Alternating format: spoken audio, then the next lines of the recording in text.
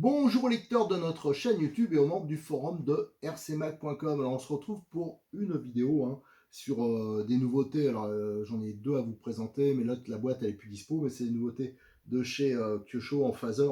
Donc c'est la Chevelle SS 454. Alors je crois qu'elle existait déjà dans une autre version en bleu, et là ils l'ont sortie, donc elle est noire avec les bandes rouges. Elle est superbe, comme c'est vrai que toutes les voitures de cette série. Alors, à savoir que chez Kyosho, il y en a qui apparaissent, d'autres qui disparaissent. Il y en a certaines qui vont devenir des collectors. Alors là, j'en ai mis d'autres, c'est parce qu'il y a quelques points, des petits rappels que je dois vous faire sur cette voiture. Alors, on va ouvrir la boîte, tout à l'heure, on va regarder ça de plus près. Alors, à savoir que cette voiture, donc c'est une Chevy de 1970.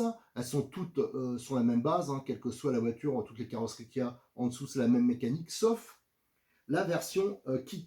Et j'avais commencé à vous faire la préparation de la version kit, sauf que entre temps, ça a eu tellement de succès, tout est parti. Enfin, kit, c'est semi-kit, c'est préassemblé comme on voit ici, mais il y a quelques options d'origine comme le cardan, les fusées. J'ai pas continué à faire la vidéo. Pourquoi? Parce que ça sert à rien de faire une vidéo sur une voiture qui est pas disponible. Donc là, on m'a appris que la semaine prochaine, elles sont de nouveau disponibles. Et donc là, on est aidé pour cette vidéo encore, je le remercie encore, par Cyril de Modis 34 qui est vraiment spécialisé sur les phasers, il a les pièces, tout ça, il a pas mal de clients qui tournent là-dessus. Lui-même, il en a une, et que je dois finir de lui monter d'ailleurs, de lui préparer. Et il a vraiment les pièces, les options, enfin tout ce qui est disponible, et il attend avec impatience, et moi aussi, cette version donc à monter. Donc il n'y a pas la carrosserie, je crois qu'il n'y a pas les roues, enfin, il y a pas mal de choses dedans, mais au moins on peut la mettre ensuite à sa sauce. Alors, et aussi, tiens, j'en profite pour vous dire, ceux qui sont intéressés par ce style de voiture, alors elles ont un peu augmenté, notamment les dernières versions. Le prix augmenté, j'ai demandé aux distributeurs directement, c'est juste à cause du transport en fin de compte. Ça leur coûte beaucoup plus cher le transport, vous avez dû entendre ça à la télé, et bien sûr ça aggrave beaucoup les prix. Alors ils ont tenu, et là ils commencent à augmenter les prix malheureusement. Et donc cette voiture, elle est en complète, elle existe. Donc avec la batterie, le chargeur, il faut compter dans les 330 euros. Et seul, c'est un peu moins de 290 euros. Mais à savoir que donc Cyril, là, c'est l'anniversaire de sa boutique, qui a 3 ans. Et il m'a donné un code promo, le code 5434. Donc je crois qu'il est valable jusqu'à mardi. Alors ça, de toute façon, vous demandez sur le forum, souvent il le marque quand il relance, c'est souvent le même code. Et ça vous permet d'avoir une réduction de 7% sur l'ensemble du site. Donc si vous avez besoin de batterie, de la voiture, d'accessoires, d'options, c'est le moment de les prendre parce qu'avec les 7% sur un global, ça fait une belle petite somme, c'est quand même intéressant. Et souvent quand il y a des réductions, des fois c'est pas sur les kits, parce que les kits, bien sûr, les magasins, ils marchent très peu. Donc voilà, pour eux c'est compliqué. Mais là il le fait, c'est pour l'anniversaire, il va faire toute une série comme ça de promos là, pour la fin novembre et début décembre. Donc il y a celle-là, c'est 54-34, vous le tapez. Quand vous faites votre commande, vous le tapez à la fin. Moi j'ai testé et ça marche très bien, sauf qu'il faut bien sûr être enregistré sur le site. Parce que si vous le faites à blanc, comme ça ne marchera pas. Il faut vous enregistrer dessus et après, le code promo, vous pouvez le rajouter à la fin. Donc ça, il faut surveiller, il en fait régulièrement des codes promo. Ça c'est plutôt intéressant, surtout quand on a des ensembles à acheter. Alors, qu'est-ce que je pouvais dire encore? Alors là, devant, vous avez l'Alpine, qui a eu, pareil, beaucoup de succès. D'ailleurs, on le voit sur une pub actuellement à la télé qui tourne. On voit un gamin qui est dans un garage, je ne sais plus sur quoi c'est la pub, mais c'est celle-là. C'est l'Alpine Phaser de chez Kyosho, une pub assez connue. Donc là, vous avez l'Audi, enfin, il y a plusieurs versions, mais il y a des versions qui n'existent plus déjà. Et l'Alpine, j'espère qu'elle va être de nouveau dispo. Elle est toujours sur le site Kyosho, mais il y en a quelques-unes qui ont disparu. Donc croisons les doigts. Allez, ce qu'on va regarder déjà, c'est on va regarder la boîte, on va voir comment elle est faite et ça me permettra en même temps de faire des photos de la voiture que je vous mettrai sur RCMag. Sur RCMag, je rajouterai sur les photos, sur les présentations qu'il y a eu déjà de Phaser. Allez, on va regarder ça. On va regarder d'un peu plus près la boîte avec, sur l'avant, une vue de la voiture. D'ailleurs, on va voir sur le côté, je trouve que la photo est plus sympa parce qu'on voit un peu plus le dessus de la voiture, donc les bandes, tout ça. Alors comme toutes les voitures, hein, des années 70, on retrouve pas mal de chrome, voilà, c'est une voiture, si on aime les chromes, moi j'avoue que j'aime bien ça sur les anciennes, c'est vraiment très sympa, c'est bien reproduit. C'est des voitures en plus qui marchent vraiment bien, hein, les phasers, donc c'est quand même sympa. Donc ici, il y a des rappels, hein, pour dire qu'il y a la radio, hein. Je rappelle que sûrement dans toutes les RTR qui existent, c'est sûrement Kyosho qui fournit les radios les mieux, hein. Je trouve qu'elles sont vraiment pas mal. Le moteur, c'est un 550, 14 tours, donc ça marche déjà pas mal, hein. Ça doit être charbon. Franchement, il y en a beaucoup d'ailleurs, ils restent, avec charbon, hein, ça suffit largement pour s'amuser. Le contrôleur, c'est une version 60 ampères, hein, avec prise DIN, ça c'est important. Parce que le standard, c'est plutôt digne que les prises Tamiya, qu'on retrouve souvent, un peu trop souvent encore. Le cerveau, ouais, ils ont une marque protégée, de la flotte, mais en fin de compte, faut surtout pas mettre ces bagnoles dans l'eau ou les laver à l'eau, hein. Je le répète parce que souvent on me pose la question et après c'est un massacre et ça, ce cerveau, c'est le genre de choses qu'on peut améliorer par la suite pour mettre des plus rapides, un peu plus balèzes. Voilà et donc les pneus, ils ont un look, vous allez voir un peu, et les jantes bien sûr, un look, très maquette. Allez, on va regarder sur l'autre côté de la boîte. Alors sur le côté de la boîte, on retrouve une vue de la voiture, hein, donc prête, à rouler. Donc d'un côté, classiquement, on retrouve, le moteur, le contrôleur, le récepteur, le cerveau et de l'autre côté, la batterie qui est calée par un bloc de mousse et on voit c'est un train avant, à rotule, il y a des amortisseurs hydrauliques, c'est tout roulement. Enfin, c'est plutôt, avec le pare-choc mousse, c'est plutôt, pas mal, équipé, d'origine. La fameuse, radio synchro, Kyosho, hein, qui permet, qui est vraiment pas mal, hein. La prise en main, elle est vraiment sympa. Donc ça, c'est plutôt un bon point. Le contrôleur, c'est celui qu'on connaît bien, hein. C'est le contrôleur qu'on retrouve sur plein d'autres voitures et qui est, réputé, vraiment fiable et ce qui est bien, c'est qu'il est directement avec, une prise, DIN. Là, on a le moteur 550, hein, en 14 tours, donc ça doit bien pousser déjà et de toute façon, je l'ai vu, hein, quand on voit les voitures, généralement, ils laissent les moteurs d'origine. Ça suffit largement pour s'amuser, surtout si on passe en accu LiPo. Il y a le petit ventilateur intégré, les amortisseurs hydrauliques qui sont, vraiment très bien. L'option, à part se faire plaisir, ça apporte pas grand-chose, ils sont vraiment bien.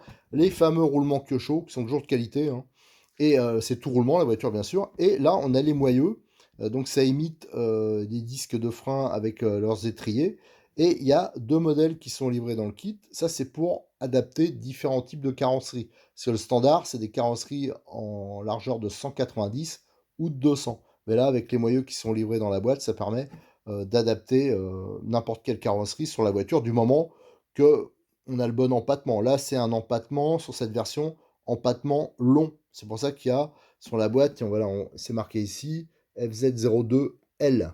Voilà, donc ça c'est important pour les carrosseries, mais c'est aussi important pour le choix, on verra après, du cardan. Si on veut monter le cardan option alu, bah, il y a plusieurs modèles, hein, je crois qu'il y a 3 modèles. Donc là, ça veut dire pour cette voiture, c'est la version L qu'il faut installer. Et ce qu'on découvre à l'ouverture de la boîte. Alors on voit la voiture qui est bien calée, dans une position un peu, inhabituelle, hein. On voit qu'il y a un plan, incliné, il y a un film de protection. Ça dépend des moi la mienne je l'avais eu, il y avait pas de film protection, bon ça dépend. Et ici il y a le petit additif, à la notice, en français, hein, qui est édité par le distributeur, par Kyosho France. Kyosho Europe, excusez-moi, c'est vrai que je me suis pas encore habitué, j'ai connu Kyosho France qui sont devenus Kyosho Europe. À chaque fois j'hésite. Donc ça, on va la sortir, la voiture. Avant, il y a un truc que j'avais oublié de vous parler, de ce qui va vous manquer pour la faire rouler. Ce qui va manquer, c'est bien sûr le chargeur et la batterie. Donc Cyril, il propose un ensemble de base, hein, donc qui est avec un petit chargeur mural et Kyosho, et une batterie, qui est pas mal, hein, c'est des Jens, donc c'est une marque, connue. Ça, c'est si vous voulez rouler en NiMH, c'est bien pour débuter, il y a pas de problème. Mais si vous voulez un peu plus de patates, un peu plus d'autonomie, vous pouvez aussi, débuter directement en LiPo. Voilà, alors ça, si vous avez besoin de conseils, vous pouvez me demander, il y a pas de problème, sur le choix des batteries, le choix du chargeur. Mais là, ça demandera un peu plus d'investissement parce que bien sûr, il faudra un chargeur un peu plus haut de gamme. Ça veut dire, compter, une centaine d'euros minimum d'investissement en plus, hein, pour passer à Olipo, je pense. Mais l'avantage, c'est que vous aurez quand même un peu plus de patates et beaucoup plus d'autonomie. Après, je veux dire, c'est un choix, hein. On peut débuter avec le kit de base, ce que font la plupart, et après, au fur et à mesure, évoluer, ça peut être aussi une bonne solution. J'ai sorti le bolide de sa boîte, hein. Franchement, elle a un look hyper sympa. Alors après, on aime ou on n'aime pas, hein, mais genre, ça reste du Kyosho. Donc les carrosseries sont bien reproduites. Regardez, il y a les rétros, il y a des très belles jantes. On a aussi les pare-chocs avant-arrière, hein, chromés rapportés avec des phares réalistes, hein, double optique. Donc on peut mettre des LED, que ce soit à l'avant ou à l'arrière. On le verra après quand on va retirer la carrosserie. Ouais, franchement, elle est sympa. La radio, alors ça, je vous la remontrerai tout à l'heure un peu plus en détail, mais c'est la radio qu'on retrouve notamment aussi sur les Néo, RTR, enfin pas mal de voitures de la gamme Kyosho, et c'est une radio qui est ergonomique, il y a les réglages qu'il faut, et elle est vraiment de qualité. De ce côté-là, pour du RTR, c'est vraiment pas mal. On retrouve des petits outils. Alors je vous le dis tout de suite, hein, les utilisez pas. Si vous débutez, prenez ce genre d'outillage, hein. Ça, c'est un outil à manche que j'utilise. Vous voyez souvent utiliser ça. Ça vaut, je crois, 12, 13, 14 euros, je sais plus exactement. Ça, je l'ai pris chez Cyril, hein, chez Modis 34. Là, ça, c'est la prise pour synchroniser le récepteur à l'émetteur, si besoin. Ici, on a une clé Kyosho multifonction. On a ici les moyeux, donc, qui permettent d'élargir la voie. Voilà. Donc d'utiliser des carrosseries en 190 de large ou 200 de large. Et ici, on a des cales pour les amortisseurs, un peu de visserie supplémentaire, des cales aussi à mettre, je pense que ça c'est pour le cerveau, des palonniers aussi. On retrouve la notice donc qui est en français, en anglais. Alors c'est pas vraiment une notice comme une notice de montage. Alors là-dessus il y a plein de conseils, hein, notamment l'implantation, le câblage, tout ce qui est la radio, hein, tous les réglages pour synchroniser le récepteur, l'installation de la carrosserie, voilà, de multiples réglages, les vérifications qu'on doit faire, comment bien. Alors ça, je vous invite vraiment à la lire, hein, attentivement parce qu'il y a des choses qui sont importantes, notamment au niveau des réglages de la radio, hein, comme d'habitude.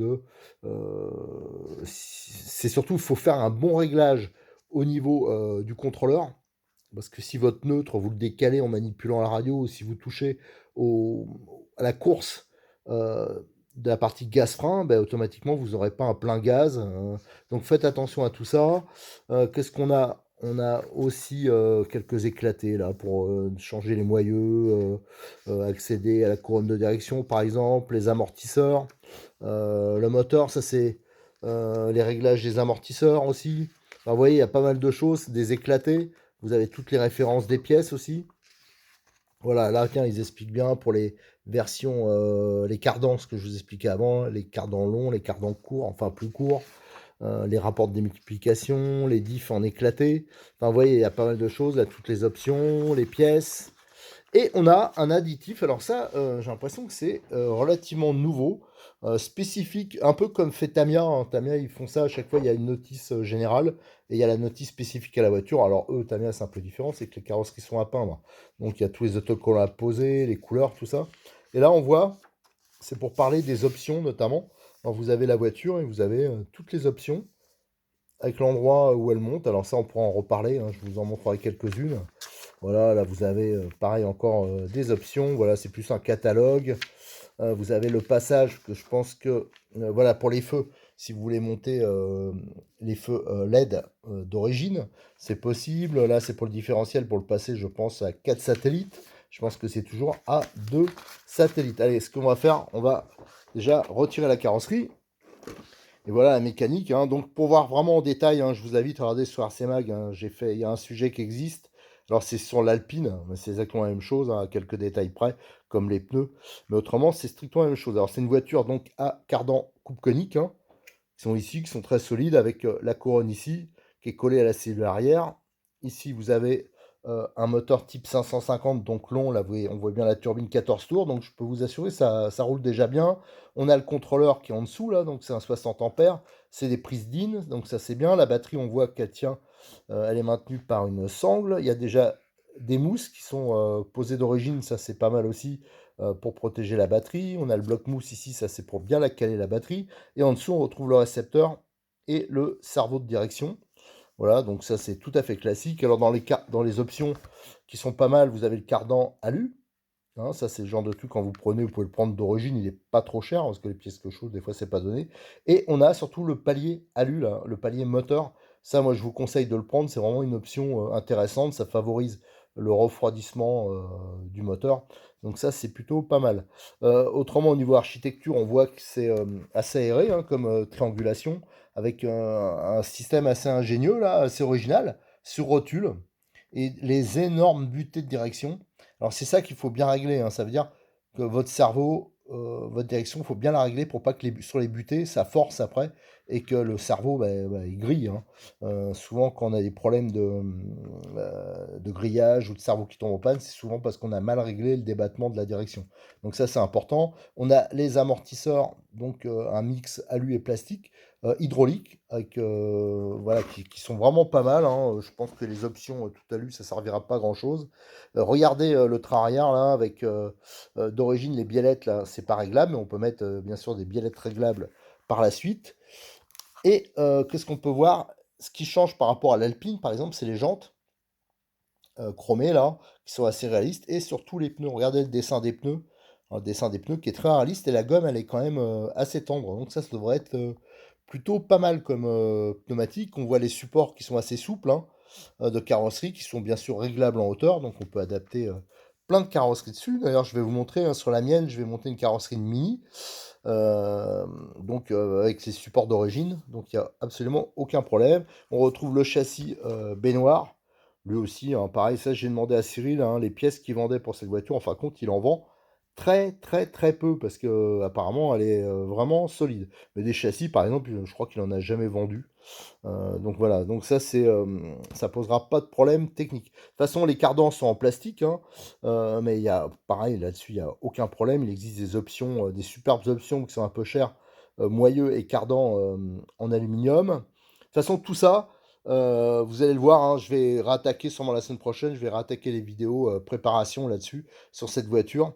Et, et vous allez voir, j'essaie de vous présenter un max par rapport à ce qui est disponible, bien sûr, d'options. De toute façon, je vais aller en chercher, j'en ai quelques-unes ici, je vais vous montrer ça dès que je vous aurai présenté la radio. Alors, la radio KT231P, alors déjà, par rapport aux radios habituelles hein, qu'on trouve sur les RTR, moi je trouve qu'elle a une excellente prise en main avec le grip là, qui est démontable. Et franchement, la prise en main est sympa. À noter que la course de la gâchette, elle est réglable, elle est ajustable, avec vous avez le petit inter là, hop, et ça vous décale. Là, ça met, je crois, 75-25. Et là, ça doit être 50-50. Voilà. Donc ça, c'est plutôt pas mal. Tiens, en parlant des prises, là, vous avez une prise de charge. Ça, c'est la prise, je crois, ça, c'est pour... Non, là, la prise de charge, et ça, c'est la prise pour les jeux, pour pouvoir brancher sur un PC. Qu'est-ce qu'on a? On a le volant moussé et qui est décalé hein, pour avoir une meilleure ergonomie, prise en main. Et surtout, au niveau réglage, on a un réglage qui n'est pas habituel. Alors, c'est surtout utile, il faut bien l'avouer, sur des thermiques, mais on a donc les trims de direction et pour le gaz-frein, les inverseurs, on a le réglage du dual rat pour la partie de la course plutôt pour la direction, pour le gaz et pour le frein. Voilà, donc ça c'est plutôt utile pour les thermiques, hein, parce que bien sûr en électrique on laisse tout ça à fond, à part bien sûr la direction, hein. Là c'est vraiment important de vraiment le régler pour sauvegarder le cerveau. Mais autrement la prise en main est vraiment sympa. Le seul truc c'est qu'il faut penser, comme toutes les radios, à coller le volant de mousse, autrement il va se décaler comme ça et la prise ça a frotté, enfin voilà. Donc il faut juste le coller proprement et autrement elle est vraiment, c'est vraiment une radio sympa. Et pour finir, hein, je vais vous montrer quelques éléments démontés, comme ça vous pourrez voir la voiture. Moi, je ne veux pas me contenter de vous faire une présentation de la voiture tout assemblée, hein. Ce qu'il faut voir, c'est ce qu'il y a dedans. Alors là, vous en avez une. Ça, c'est le modèle prémonté, hein. Ça, c'est le mien. Alors, vous voyez qui est déjà équipé du cardan aluminium, voilà, central. Ici, vous en avez une qui est dépouillée, hein, qui est démontée. Alors, on voit le châssis, en fin de compte, il sert de demi-cellule inférieure, hein, et tout se démonte par le haut. Là, on voit bien les fusées arrière. Alors, à savoir qu'il y a un insert ici, on le verra tout à l'heure, hein, qui permet de régler, hein, d'avoir un réglage supplémentaire. Ici, c'est les rotules pour la fixation de la barre anti-roulis. Là, on voit le guidage pour les roulements, hein, pour le guidage du pignon et des noix de cardan. Ici, on a le contrôleur d'origine. Alors, n'oubliez pas, ici, il y a un réglage, hein. Si on utilise par exemple des LiPo ou des NIMH, il faut bien sûr faire le réglage. Là, par exemple, c'est réglé sur LiPo, mais d'origine, ça doit être réglé sur NIMH. Alors ça, c'est vraiment très important. N'utilisez pas, ne branchez pas, par exemple, si vous achetez des LiPo, vérifiez avant où est le réglage, parce que là, vous risquez d'avoir, comme on dit, des problèmes. Ici, on a le cerveau d'origine. Alors bon, malheureusement, mais bon, sur ce genre de voiture, il fallait s'attendre à ça, c'est un pignon plastique. Après, vous pourrez avantageusement le remplacer par un cerveau à pignon métal, sur roulement étanche, un peu plus rapide. Mais ça, pour l'instant, ça sera bien, mais je vous dis, ça a compté aller dans les 20-25 euros. Si vous avez besoin, pareil, de conseils, moi j'en ai testé pas mal, hein, pour ce genre de voiture. N'hésitez pas à demander. Ici, vous avez donc le système de direction avec la barre qui passe au travers du châssis. Et là, on voit bien, hein, c'est la demi-cellule avant, hein, qui est incluse, hein, dans... moi, j'aime bien ce genre de conception un peu baignoire. Et franchement, il n'y a pas de problème avec... c'est fiable et c'est surtout pratique, ça diminue le nombre de pièces. Tiens, on montrait les coquilles, hein, les parties supérieures. Alors ça, par exemple, c'est la partie qui vient se mettre ici et qui recouvre la transmission. Là, on a le train arrière, hein, la partie supérieure. Donc, vous voyez, vous avez la demi-cellule supérieure, les cardans, les rotules. Ah non, ça, c'est un train avant. Excusez-moi, j'avais mal vu. Donc, le train avant avec le système de rotule ici. Voilà. Les butées. Voilà, donc, là, complet. Et ici, ouais, c'est ça. Là, c'est le train. D'ailleurs, on voit, ils ont mis 2 tonnes de graisse. C'est une graisse qui est assez collante. Alors, quand vous ferez le premier entretien, c'est mettre par exemple de la graisse graphite. Là, c'est quand même un peu mieux, je pense, sur les coupes coniques. Ce sera plus fluide. On voit avec les supports d'amortisseurs. Non, là, pas les, ouais, les supports d'amortisseurs et les supports carrosserie surtout. Et là, je regardais les biellettes, hein, les triangles de suspension supérieure. Donc ça, il y aura sûrement moyen de modifier pour mettre un système réglable. Ici, on a la transmission centrale, hein, avec la couronne et sa noix et ses roulements. Le cardan central en plastique, hein, mais bon, c'est fiable, hein, mais c'est simplement que, voilà, bon, avec les cardans alu, c'est plus joli. On peut avoir mettre toute la transmission d'ailleurs là en acier, ça, je crois que ça existe aussi. Le pare-choc, ici, ça, c'est les fameux cardans options. Alors, ils sont chers, mais par contre, ils sont vraiment très, très, très beaux, hein, donc, pour l'avant, c'est vrai que c'est un plus. Voilà, bon, au niveau fiabilité, look. Là, on a les cardans d'origine, hein, à la Tamiya. Donc, plastique avec les goupilles métal. Normalement, ça, c'est quand même résistant. Les amortisseurs hydrauliques Kyosho plastique, hein, qui sont franchement pas mal. Là, ça, c'est plutôt des jantes, je crois, d'Alpine, hein. C'est pour vous montrer les différents types de jantes qui existaient. Ici, on a une fusée avant, porte-fusée avant avec son système de rotule intégré. Voilà, donc ça, c'est quand même original comme système. Ça, j'avais pas vu sur d'autres voitures. Ici, ça, c'est les fusées arrière. On voit le système d'insert, hein. Voilà. Qu'est-ce qu'on peut montrer? Ah ouais, bah, le différentiel, bien sûr. Alors là, vous avez un différentiel démonté avec les sorties en plastique, hein.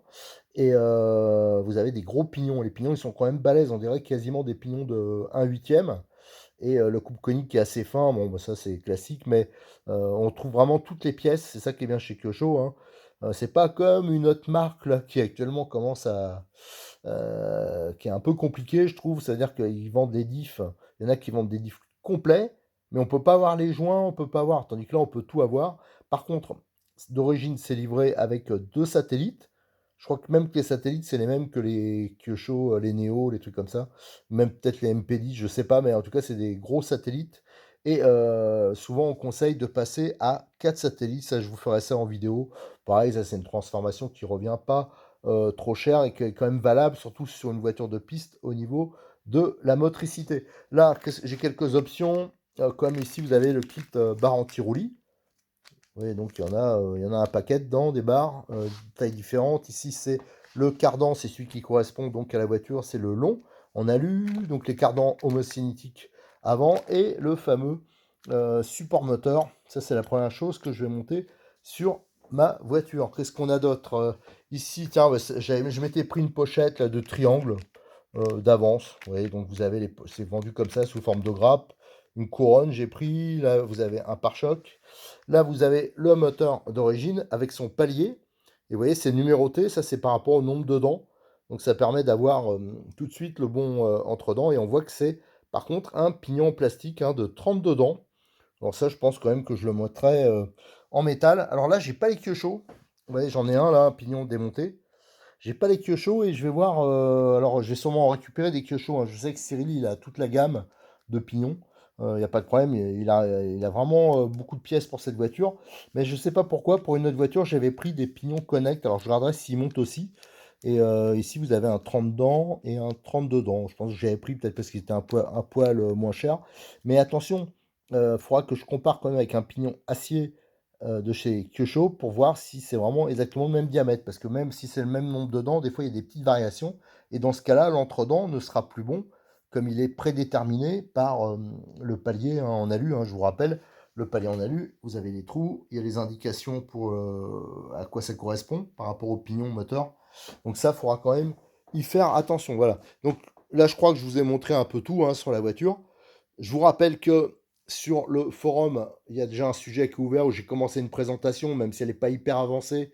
C'est un sujet qui est sur la version alpine. Mais là, rapidement, je vais recommencer à l'alimenter. Et après, on fera des essais et surtout, on fera après de la préparation. Hein. On va bidouiller, on va essayer de la pousser dans ses retranchements, cette voiture. Et surtout, il y a les copains qui roulent à Narbonne, mais on essaiera d'aller rouler avec eux. Parce que bien sûr, rouler à plusieurs, c'est sympa. Et c'est vrai que l'avantage par rapport au tout-terrain, ça, on a un parking dans le coin, on a une cour d'école ou n'importe quoi. Avec ça, on peut rouler. Et ça roule franchement vraiment bien.